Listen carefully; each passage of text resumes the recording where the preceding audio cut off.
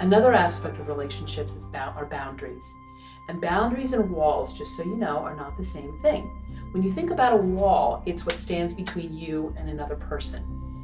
A boundary is a line over which you can see, and the other person is saying, don't cross this boundary, hopefully in a kind and loving way. But they're saying, I'm more comfortable on this side of the line, and I would like you to stay on that side of the line. Now, physical boundaries are a part of it. Think about the people in your life. We had talked about earlier on the folks that on your 5-person list. They may be folks that you let in this close. Then there are people that you may let in this close, and then this close and this close. And it may change. It may shift.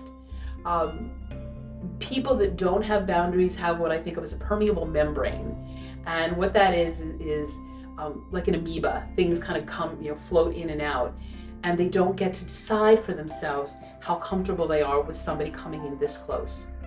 Also, think about the idea of a healthy relationship looking like this, where people can come and go easily.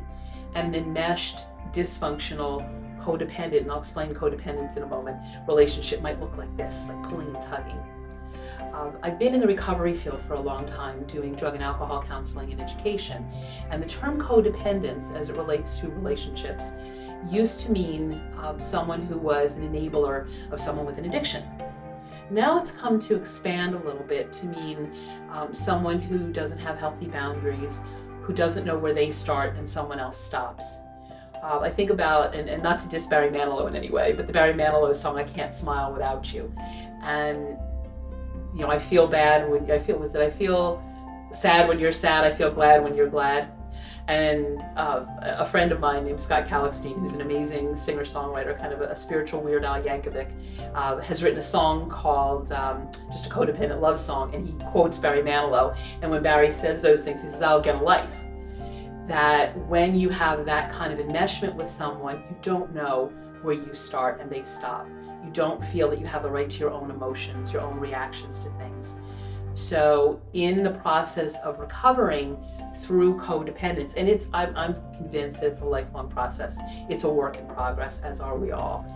That when you're in that experience, it's important to be able to say, are these my feelings, or are these the feelings from the other person? Am I willing to step back and say, this is what works for me, this is how you feel, not taking it personally. That's a challenge. That's a big one for a lot of people.